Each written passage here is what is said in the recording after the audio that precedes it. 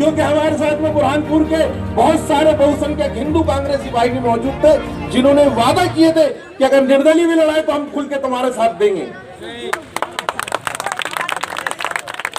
नफीस भाई मेरे बड़े भाई, मैं उनकी बहुत इज्जत करता हूँ, लेकिन नफीस भाई मुझे अफसोस है कि ना तो आपने कांग्रेस से टिकट मांगा था और ना आप कांग्रेस के उम्मीदवार थे, बल्कि मेरा वीडियो सुनिए आप 2 भाई बीड़ी फैक्ट्री का। जब वहाँ नफीस भाई मौजूद थे तो उस दिन तक के उनको ये नहीं मालूम था कि वहाँ क्यों बुलाया गया।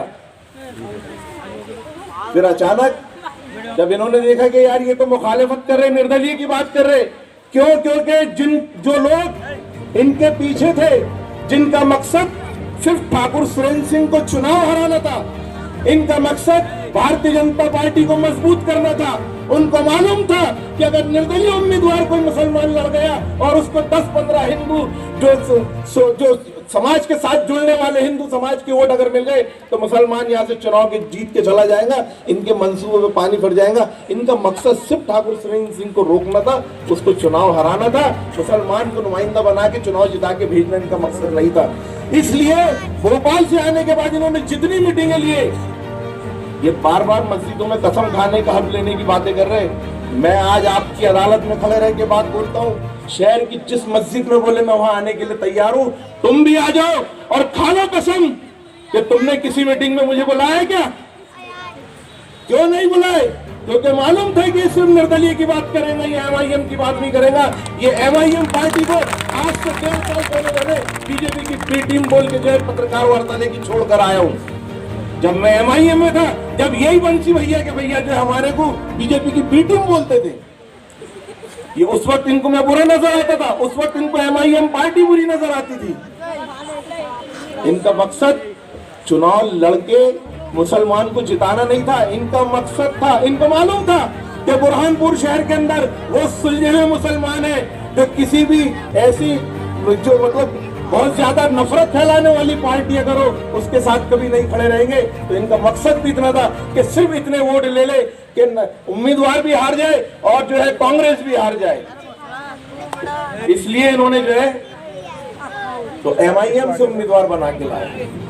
MIM के लोगों को मुझे भी फोन आया, आप हमारे उम्मीदवार बन जाओ। मैंने कहा मुझे चुनाव नहीं लड़ना, मैंने कांग्रेस पार्टी में टिकट मांगा था, आखिरी तक मांगा, दिल्ली तक गया, फॉर्म भी भरा, पार्टी ने टिकट नहीं दी। उसके बाद ठाकुर सुरेंद्र सिंह जी के साथ में मैं इसलिए खड़ा हुआ क्योंकि मेरा मकसद सिर्फ चुनाव लड़ना नहीं था। हम अल्पसंख्यक उम्मीदवार की, मुसलमान उम्मीदवार की नुमाइंदगी इसलिए नहीं मांग रहे थे कि हमको गली मोहल्लों के अंदर नालियों का काम करवाना है, सड़कें बनवाना है। हमारा मकसद ये था कि विधानसभा के अंदर हमारी आवाज पहुंचेगी, हमारे अपने जो मसाइल है उस पर बात करने के लिए हमारा अपना नुमाइंदा वहां पर रहेगा। मकसद हमारा ये था। उसके बाद इनका मकसद जाहिर हो गया। ये बीजेपी को जो है चुनाव जिताने में उतर आ गए, कांग्रेस के खिलाफ खड़े हो गए। जो पार्षद इस्तीफा देके इनके साथ में गए थे, 10 पार्षद वापस कांग्रेस पार्टी में इनसे नाराज होकर आ गए कि तुमने हमारा इस्तेमाल किया। तो पार्षद मेरे पास यहाँ बैठे हुए, फरीद भाई अपने साथ गेम हो गया। मैंने कहा कोई भी गेम कर ले, कितनी साजिश कर ले, इज्जत और जिल्लत का देने वाला अल्लाह है। मेरे वीडियो मैंने जो कहा था मैं उस पर कायम था, आज भी कायम हूँ। मुझे मालूम था कि ये सुलझे यहाँ बुरहानपुर के अंदर वो बाशऊर, वो ऐसे लोग हैं जो एक एक बारीकी को समझते हैं। अब ये हुआ कि चुनाव के अंदर MIM के साथ में उन लोगों को भी लेके आ गए जो हमारी क़यादत कर रहे थे कांग्रेस पार्टी के अंदर। नफीस भाई को जो पद कांग्रेस पार्टी में मिला था जिला संगठन मंत्री का, बहुत बड़ा पद था, और वहां नफीस भाई खल रहा था उसको, बंसी को, क्योंकि रिंकू टाक का विरोध करके रिंकू टाक को डैमेज करने में वो पिछले 6 महीने से कामयाब हो रहा था। लेकिन जैसे ही नफीस मंशा खान संगठन मंत्री बना, उसके अरमानों में पानी फिर गया, तो नफीस मंशा को भी रास्ते से हटा दिया। नफीस मंशा खान साहब के साथ में ऐसे कांग्रेस के जो जिम्मेदार ओहदों पर लोग थे उनको भी मिल्लत के नाम पे साथ में लगा के उनको भी कांग्रेस पार्टी से बेदखल करवा दिया। आज मुझे बहुत अफसोस हो रहा है कहते हुए, यहाँ अभी जो नदीम किराने के पास मैंने वीडियो देखा, हमारे शहर के एक काबिल वकील उवैस शेख साहब वह फिलिस्तीन का हवाला दे रहे थे मेरे इस मजमे के अंदर। वो ये कह रहे थे कि हम पोहा जलेबी खाने वाले इजराइलियों के साथ में नहीं है, मैं तो फिलिस्तीन के दस्तरखान पर रोजा अफ्तार करूंगा। उवैद भाई खुदा के वास्ते, और यहाँ मेरे जितने साथी बैठे, मेरी आप लोगों से हाथ जोड़ के गुजारिश है, यहाँ से चुनाव तक जितनी भी तकरीरें होंगी खुदा के वास्ते फिलिस्तीनियों का जिक्र मत करना। इसलिए फिलिस्तीन के दस्तरखान पर रोजा अफ्तार की बात कर रहे हैं, अरे वो मासूमों की कुर्बानियां, ये चुनाव 2 कौड़ी का चुनाव, ये विधानसभा का चुनाव जो है, वो मासूम बच्चों की लाशें जब मलबे में चिथड़े होके निकल रही है, तुम उनका जिक्र यार यहाँ चुनाव में फायदा उठाने के लिए कर रहे हैं। लानत है तुम्हारे ऊपर। हफ्तों महीने पानी नहीं नसीब हुआ, तुम वहाँ रोजा अफ्तार की दस्तरखान बिछाने की बातें कर रहे हो, वहाँ बैठ कर रोजा अफ्तार की बातें कर रहे हो। चुनाव को चुनाव जैसा लड़ो, फिलिस्तीन का जिक्र मत करो, से अपने घर में मुसल्ला बिछाओ, अपनी माओ बहनों को भी बोलो कि अकेले में तन्हाई में अल्लाह से उनके हक में दुआ करो, रियाकारी मत करो, चौराहों पे फिलिस्तीनियों का जिक्र करके उनकी शहादत का मजाक मत बनाओ। वो बैतुल मुकद्दस के लिए अपनी कुर्बानियां पेश कर रहे हैं, किसी एमएलए के चुनाव के लिए अपनी कुर्बानियां पेश कर रहे हैं। उनका एक अजीब मकसद है, मासूम बच्चे 2-2, 3-3 साल के बच्चों को भी इतना शऊर है कि वो वहां क्यों शहादत दे रहे हैं, वो बैतुल मुकद्दस की हिफाजत करते हुए अपनी कुर्बानियां पेश कर रहे हैं। खुदा के वास्ते ये चुनाव में उनका जिक्र मत करो यार, तुम्हारे हाथ जोड़ता हूं मैं, सीधे सीधे चुनाव लड़ो। ठाकुर सुरेंद्र सिंह जी ने अगर 5 साल में कोई काम नहीं किया उस पर बात करो। हम बोल रहे हैं कि अगर आप सरकार चुनकर आएंगी, अच्छा एक बात और, ठाकुर सुरेंद्र सिंह का डर है वंशी को कि अगर जीत गए तो हम कहीं के नहीं रहेंगे। सोच लो तुम भी कहीं के नहीं रहोगे, साथ में जो गए ना उनकी भी सोच ये बन गई कहीं के नहीं रहेंगे। भैया हम ठाकुर सुरेंद्र सिंह से डरने वाले लोग नहीं है, हम तो शेरा भैया को अगर वोट देंगे तो शेरा भैया का हाथ पकड़ के लाके काम भी करवाने की ताकत रखते हैं, क्योंकि कांग्रेस पार्टी बहुत बड़ी है। ये भारत जोड़ो यात्रा राहुल गांधी ने जो शुरू की, ये भारत जोड़ो यात्रा का मकसद क्या है मालूम है आपको? ये चुनाव प्रचार था क्या? 2014 में जब से भारतीय जनता पार्टी केंद्र में आकर बैठी है, हिंदुस्तान के मुख्तलिफ सूबों के अंदर इख्तियार के अंदर आई है, आप तमाम लोग जानते हैं कि भारतीय जनता पार्टी के और उन शिद्दत पसंद लोगों के शिकार कौन लोग हो रहे? सबसे ज्यादा अजियतें, सबसे ज्यादा जानलेवा हमले मुसलमानों पर, हमारे दलित भाइयों के ऊपर हो रहे हैं। राहुल गांधी ने कन्याकुमारी से कश्मीर तक के क्या नारा दिया? मोहब्बत का पैगाम लेके निकला। किसके लिए, किसके दिल में, किसके लिए मोहब्बत का नारा लेके निकला? उन हिंदुस्तान के हिंदू भाइयों के लिए जिनके दिलों में भारतीय जनता पार्टी ने नफरत बो दी मुसलमानों के लिए। उनको ये पैगाम देने के लिए निकला कि ये हमारे भाई हैं, अगर ये हमारे भाई नहीं होते तो 1947 में पाकिस्तान जा चुके होते। कि आज यहाँ खड़े हैं, ये हमारा मुल्क है, ये हम भाई भाई रहकर यहाँ पे साथ में खड़े हैं। ये पैगाम देने के लिए निकला, ये हिंदुस्तान से नफरत खत्म करने के लिए, मुसलमानों के खिलाफ जो नफरत फैलाई जा रही है वो नफरत को खत्म करने के लिए भारत जोड़ो यात्रा निकली है। और मैं मुबारकबाद देता हूँ आज बुरहानपुर के इस मंच से कर्नाटक के मुसलमानों को और वहाँ के बहुसंख्यक हिंदू कांग्रेसी भाइयों को। क्या क्या कर्नाटक चुनाव के अंदर भारतीय जनता पार्टी ने हरबे इस्तेमाल नहीं की? हिजाब का मसला लेके आए, हमारी बहन बेटियों के ऊपर स्कूल कॉलेजों के अंदर हमले तक करवाए कुत्तों से। ऐसे ऐसे हरबे हिंदू भाइयों के दिलों में नफरत पैदा करने के कर्नाटक के अंदर इस्तेमाल किए गए। लेकिन कर्नाटक के मुसलमान ने अपने जज्बात का इजहार नहीं किया, फेसबुक पे किसी पे कमेंट नहीं किया, कोई उल्टी सीधी बात फेसबुक पर नहीं लिखा, बल्कि ये दिल के अंदर अहद किया कि चुनाव में वोटिंग के अंदर हम जवाब देंगे।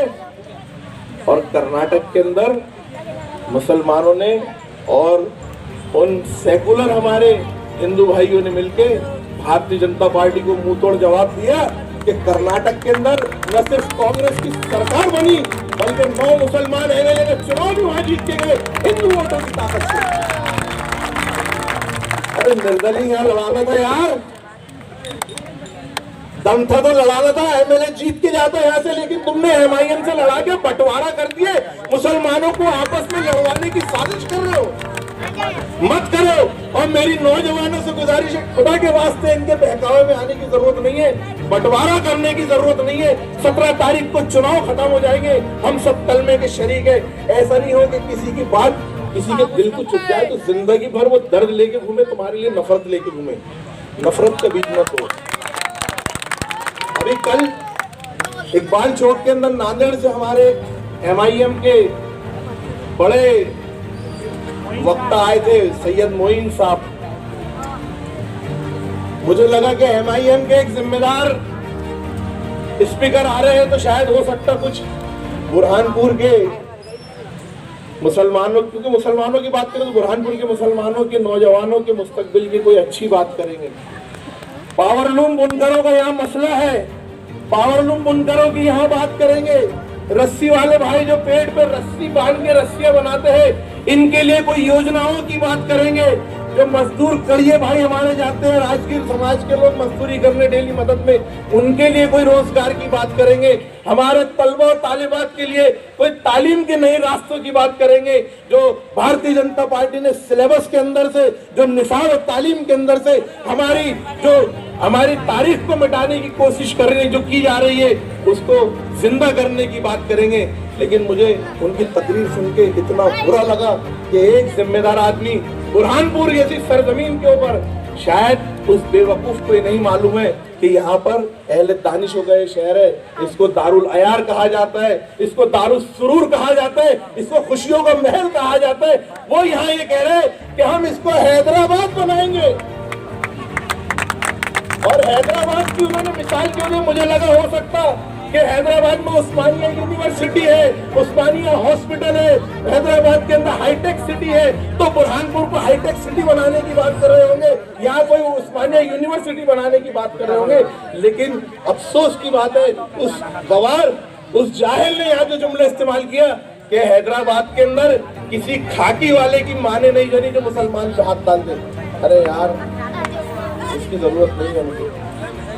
वैसे भी यहाँ किसी की हिम्मत नहीं है कि किसी पे हाथ डाल दे, क्योंकि बहुत यहाँ के नौजवानों ने इतनी असियतें झेल चुके हैं। अभी आसिफा मामले के किसी ने जिक्र किया, आसिफा कांड में महीनों हमारे नौजवान जो है तो जेल की असियतें झेल कर आए। आपको मालूम है, जब ये जेल में गए थे तो इनके खिलाफ एसपी के पास में एक शिकायती लेटर गया था। उस शिकायती लेटर में किन लोगों के दस्तखत थे, जरा नाम पढ़ लो, ये सब मिल्लत में बैठे हुए। अगर मैं झूठा हूं तो वो लेटर पढ़ लो जो एसपी के पास में शिकायत गई थी उन नौजवानों की जेल में थे कि इनको गिरफ्तार करो, इन पे कार्रवाई करो। उसमें जिन लोगों के दस्तखत है पढ़ लेना, और स्टेज पे वीडियो चालू करके देख लेना है कि कौन कौन इससे बैठा, किसके नाम इसके अंदर शामिल है। आज मिल्लत की बात कर रहे हैं। मेरा एक वीडियो अभी कल व्हाट्सएप पे किसी ने डाला, हिंदुस्तान के किसी बड़े आलिम का बयान उस पे चल रहा है, और मेरा वीडियो वहाँ दिखाया जा रहा है कि मैं अपने घर पे ठाकुर सुरेश सिंह का, मैं मेरे साथ में कुछ और मुस्लिम नौजवान उनका इस्तकबाल कर रहे हैं, और उधर वो आलिम साहब जो है बयान में कह रहे कि जो काफिरों की जय जयकार करेगा उस पे फरिश्ते लानत भेजेंगे। मुझे बहुत अफसोस हुआ, मैं चाहता मैं उसकी एफआईआर कराता और सामने लेके आ जाता उसको, लेकिन बहुत अफसोस की बात है कि वो हाफिज कुरान नहीं। मैंने उनके जिम्मेदारों को वीडियो भेजा उन्होंने उसको समझाइश दी कि ये जो आलिम का बयान है ये किस मौके पे किस हालात में कहा गया है, क्यों तमाशा बना रहे हो अपने उलमा का भी, मत करो ऐसे काम। अरे हमारे उलमा हमारे रहनुमा है, ठाकुर सुरेंद्र सिंह फरीद काजी ये हमारे रहनुमा नहीं है, हमारे उलमा हमारे रहनुमा है। ये कहाँ किस मौके पे किस हालात में किस मजबूरी के तहत कहा कौन सा जुमला इस्तेमाल करते हो, उनको चौराहे पे लाके ऐसा रुस्वा करने वाले काम मत करो। तुमको कोई हक नहीं है किसी आलिम के उस वीडियो को उसने वहां किन हालात में वो जुमले इस्तेमाल किए उसको ऐसे सड़े चुनाव में इस्तेमाल करने मत करो। चुनाव को चुनाव की तरह लड़ो। सबसे बोलूंगा कि कांग्रेस को वोट दो, मैं ऐसे नहीं बोलूंगी कि ठाकुर सुरेंद्र सिंह को वोट दो। मैं आपको बोलूंगा अपने आने वाले बच्चों के मुस्तकबिल को सामने रखो। 2014 से पूरे मुल्क के हालात को अपने सामने रखो। उसके बाद अगर तुम्हारा दिल बोले 2014 के बाद से मुसलमानों पे जो हालात पेश आए हैं, जो हमारे पिछड़े भाइयों पे, जो दलित समाज के ऊपर जो अजियतें, जो जुल्म ढाए गए हैं, एक एक वाकयात को सामने रखिए। वो चाहे लौ जिहाद के नाम पर हो, वो चाहे आपके जो है तो पर्दे का मामला हो, वो चाहे आपके जो है दीनी मसाइल का मामला हो, चाहे आपके मजहब का मामला हो, चाहे वो शरीयत में मुदाखलत का मामला हो, तमाम मामलात को। और इन सब के लिए हमारे किन किन नौजवानों को मॉब लिंचिंग के नाम पे जिंदा जला दिया गया, उनको जो है कत्ले गारत कर दिया गया उनके साथ में, ये तमाम चीजों को, ये पूरे मंजर को अपने जहन में रखिए, सामने रखिए। उसके बाद फैसला करो कि आपको किसको वोट देना है। आज जो लोग कांग्रेस पार्टी के खिलाफ यहाँ मुसलमानों को बरगला रहे हैं कि कांग्रेस पार्टी ने कुछ नहीं किया, 70 साल में आज तुम 4-4, 5-5 बार के जो पार्षद उनके साथ बैठे, कांग्रेस पार्टी के टिकट पे ही तुमने यहाँ चुनाव लड़ा, कांग्रेस पार्टी से जीत के तुम जो है उम्मीदवार बने। और मैं बोलता हूँ कि ठीक है, आज बोल दो तुम कांग्रेस पार्टी के खिलाफ, ठाकुर सुरेंद्र सिंह के खिलाफ तुम वोट डालने की बात कर दो। अब मैं आप लोगों से सवाल करता हूँ, 5 महीने बाद लोकसभा चुनाव है, सामने नरेंद्र मोदी होगा और आपके शहर में कांग्रेस का उम्मीदवार होगा, अपने दिल पे हाथ रख के बोलो कि आप किसको वोट देंगे। उस वक्त नहीं आएंगे मिलत, उस वक्त नहीं आएंगे। क्यों? क्योंकि मिल्लत नफीस भाई को दावेदार बनाए। अब मैं बंसी भैया का एक और फितना आपके सामने बयान करता हूं। बंसी भैया विधानसभा का टिकट मांग रहे थे अभी इसी चुनाव के अंदर। पिछले 1 महीने पहले तक के ठाकुर सुरेंद्र सिंह जी का टिकट डिक्लेयर होने से 3 दिन पहले तक के बंसी भैया उम्मीदवार थे, 2 घंटे पहले तक। और इनके साथ में ये जो मिल्लत के अंदर जो पार्षद गए, इन्होंने सबने लेटर पैड में लिख के दिए थे कि बंसी भैया को कांग्रेस का टिकट दो, ये सेकुलर नेता है, ये चुनाव जीत के आएंगे, यहाँ अल्पसंख्यक चुनाव नहीं जीतेगा। इन्होंने लिख कर दिए थे। इन्होंने मेरे या नूर काजी की हिमायत में लिख के नहीं दिए थे, रफीक गुल मोहम्मद की हिमायत में लिख कर नहीं दिए थे। चलिए आपसे सवाल करता हूँ, अगर अजय रघुवंशी को चुनाव में टिकट मिल जाता कांग्रेस का, मिलत जागती क्या? नहीं जागती। क्यों? क्योंकि टिकट नहीं मिला भैया को, तो मिलत जगाई। अरे भैया तुम विधानसभा के टिकट की दावेदारी कर रही है, बंसी भैया ने जो है इनके एक गुर्गे को प्रेस कॉन्फ्रेंस लेने लगा है आज से 6 महीने 7 महीने पहले। पूर्व अल्पसंख्यक कांग्रेस का अध्यक्ष है वो, उसने प्रेस कॉन्फ्रेंस लेके ये कहा कि हमको बुरहानपुर में मुसलमान के लिए एमएलए का टिकट नहीं चाहिए, हमको यहाँ पे कांग्रेस का जिलाध्यक्ष मुसलमान चाहिए। अगर कांग्रेस पार्टी कांग्रेस का जिलाध्यक्ष किसी मुसलमान को बनाती है तो हम किसी सेकुलर बहुसंख्यक को, किसी हिंदू कांग्रेसी को जो है तो कांग्रेस का एमएलए बनाकर भेजेंगे वो, और वो अभी मिल्लत के झंडे लेके घूम रहे हैं।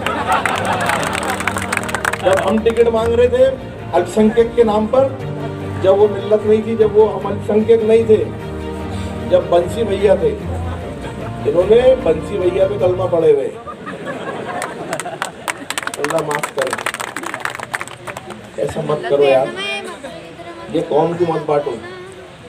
अब बंसी भैया को बांट दो, लेकिन मुसलमानों के अंदर नफरत के बीच मत बो, हिंदू और मुसलमानों के बीच में नफरत का बीच मत बो।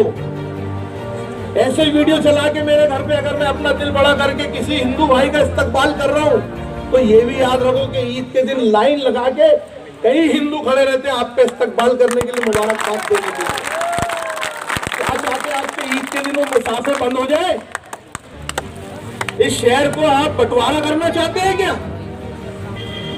मैं आप सबकी तरफ से बात जिम्मेदारी के साथ बोलता हूँ, अहले बुरहानपुर की तरफ से जिम्मेदारी के साथ बोलता हूँ, बुरहानपुर का कोई भी मुसलमान इस शहर के अंदर हिंदू और मुसलमान की राजनीति नहीं करना चाहता है। हमने भी अगर टिकट मांगा इस संकट के, तो हिंदू और मुसलमान के नाम पे नहीं मांगा। टिकट अगर कांग्रेस देती तो हिंदू भाई भी वोट देते, और उसकी जिंदा मिसाल में हूँ। अभी पिछले साल मैंने जिला पंचायत का चुनाव लड़ा, मेरे को अल्हम्दुलिल्लाह मेरे अपने मुसलमान भाइयों ने जितने वोट दिए, मेरे को हिंदू गाँवों से भी जो है दलित भाइयों के, हिंदू भाइयों के वोट भी मिले। यार मोहब्बत का पैगाम दो, चुनाव को मोहब्बत से लड़ो, चुनाव को सामने रखो। देश में, मुल्क के अंदर कौन लोग नफरत फैला रहे। आज इंडिया गठबंधन हुआ है पूरे मुल्क के अंदर, Samajwadi party, Congress party, NCP और जितनी भी जो रियासतों के अंदर छोटी छोटी जो सेकुलर जमातें, जो तंजीमें, जो पार्टी है, सबने मिलकर इत्तेहाद किया और उसको नाम दिया इंडिया। उनका मकसद बड़ा है कि इस मुल्क से नरेंद्र मोदी को और उसकी नफरत फैलाने वाली पार्टी को उखाड़ के फेंकना है, और उखाड़ के उसी वक्त फेंकेंगे जब हम एक हो जाएंगे। तो उन्होंने उसको नाम दिया इंडिया। तो इन्होंने अब इंडिया को नाम बदलने का इरादा कर लिया कि अब इंडिया नहीं बोलेंगे हम। अरे कहाँ से इंडिया मिटाओगे यार? इंडिया मिटने वाला नहीं है, ये मुल्क मिटने वाला नहीं है। हमारे बुजुर्गों ने, हमारे उलमा ने लाखों की तादाद में अपनी जान की कुर्बानियां दी हैं, जब जाके मुल्क आजाद हुआ है। तुम्हारे बांटने से मुल्क बटने वाला नहीं है। तो उन नफरत फैलाने वाले लोगों के खिलाफ ये गठबंधन हुआ है। और आज एक छोटे से शहर के अंदर आज मैं आपसे बोलता हूँ कि आप कांग्रेस पार्टी को वोट दीजिए। इसलिए वोट दीजिए कि आपके अपने नौजवानों के मुस्तकबिल को आपको सामने रखना है, आपके रोजगार को सामने रखना है। अरे यार, मोहल्लों के अंदर ये समूह बना के जो ब्याज की लानत फैला रहे हैं ना, इसको निकालना है। कितना मजबूर होके लोग ब्याज ले रहे हैं उनसे, जरा सोचो यार क्या क्या हो रहा है। घर घर के अंदर समूह बने हुए, लोग ब्याज ले रहे हैं कि हम नहीं चाहते मेरी कौम ब्याज के ऊपर जो है अपनी जिंदगी उधर। ब्याज कितनी बड़ी लानत है। कोई ऐसी स्कीम, कोई ऐसी पॉलिसी हम लेकर आएंगे कि हमारे गरीबों को ब्याज लेने की नौबत नहीं आएंगे। और इंशाअल्लाह अगर ये हमारा है रहा कि हम ब्याज नहीं लेने देंगे, अल्लाह हमारी मदद करेगा। ये MIM के नाम पर ये बता रहे हैं कि मुसलमानों की हिमायती पार्टी है। ये साहब जो सैयद मोइन कल नांदेड़ से आए थे, इनके बारे में थोड़ा सा बता दूं मैं। हैदराबाद के बाद, तेलंगाना स्टेट के बाद, पूरे हिंदुस्तान में हैदराबाद से निकलने के बाद पहली बार MIM पार्टी ने अगर कहीं पर चुनाव लड़ी तो नांदेड़ शहर के अंदर चुनाव लड़ी थी। और ये सैयद मोइन उसके ठेकेदार थे। और वहां 11 पार्षद जो है MIM के चुनाव जीत कर आए थे। ये मैं आपको बात बता रहा हूँ 2009-10 की। कितने पार्षद जीत के आए थे MIM के? 11 पार्षद। उसके बाद सैयद मोइन साहब जेल में चले गए। सैयद मोइन साहब की असद साहब ने भी मदद नहीं की, अकबर साहब ने भी मदद नहीं की। सैयद मोइन साहब जेल से निकले, उन्होंने समाजवादी पार्टी ज्वाइन कर, MIM को लाकर। उसके बाद नांदेड़ में अब एक भी पार्षद नहीं बचा MIM का। क्यों भाई? यहाँ इत्तेहाद, यहाँ मिल्लत जगा रहे, वहां की मिल्लत क्यों सो गई यार? वहां कहाँ गए MIM के पार्षद? अब क्यों वहां पे कांग्रेस के पार्षद है? क्यों वहां पे कांग्रेस का MLA? क्योंकि जज्बात की रौ में बहाकर, जज्बाती तकरीरें कर कर 19, 20, 22, 25 साल के नौजवानों के दिमाग में, जहनों में नफरत का बीज बोकर एक बार कामयाबी तो हासिल कर लिए, उसके बाद नांदेड़ के बाशऊर मुसलमानों ने इनको घर का रास्ता दिखाया। औरंगाबाद गए, एक बार जीते, खत्म, दोनों एमएलए निपट गए वहां के। अरे यार तुम तो काम करने निकले थे ना। तो कहने का मतलब ये है कि बॉम्बे के अंदर वारिस पठान साहब जीत कर आए, क्यों हार गए भाई? मिल्लत का एक तुम लेकर नाम चल रहे हैं, उसके बाद क्यों हार गए वहां पे वारिस पठान? क्योंकि तुम्हारी नीयत खुल के लोगों के सामने आ गई, तुम्हारी नीयत साफ नहीं है। अरे नीयत साफ होती तो कन्याकुमारी से कश्मीर तक के असद साहब तुमने ही निकल जाना था मोहब्बत का पैगाम देने के लिए। या बीच में कहीं पे राहुल गांधी का इस्तेमाल कर देते, आपके एक अच्छा पैगाम लेकर निकले, जो आप बार बार कांग्रेस पार्टी पे इल्जाम लगाते हैं। शुगर फैक्ट्री के अंदर जो मस्जिद का मामला उठा रहे हैं आज, ये मस्जिद अभी बनी है कि मस्जिद वहां पर सालों से वो मस्जिद का फैक्ट्री के बाहर है। पिछले चुनाव में भी निकली थी, जब शेरा भैया के साथ क्यों खड़े थे भाई तुम? जब मस्जिद नहीं थी क्या वहां पर? जब मस्जिद नहीं थी वहां पर, शहर में कितनी मस्जिदें जो है जमीन दोज हो गई है। अभी यहीं पीछे रोड के ऊपर चले जाओ, पाए हम बोल रहा हूं, मैं भी शामिल हूं इसमें, हम सब जिम्मेदार हैं। हम अपनी जिम्मेदारी का इल्जाम दूसरे पर अगर लगाए, ये मुनासिब नहीं, ये मुनासिब नहीं। और मैं मेरे बड़े भाई नफीस मंशा साहब से भी हाथ जोड़ के गुजारिश करना चाहूंगा कि नफीस भाई, हमारे अपने लोगों में से मैं जिम्मेदारी के साथ कसम खा के बोल सकता हूँ, हमने किसी ने भी ये नहीं कहा कि नफीस भाई ने पैसे लिए, चुनाव में पैसे लेके लड़ रहे। कल तक के तो मुझे याद है किसी ने भी नहीं कहा था। तुम यार आगे बढ़ के क्यों सफाई दे रहे हो?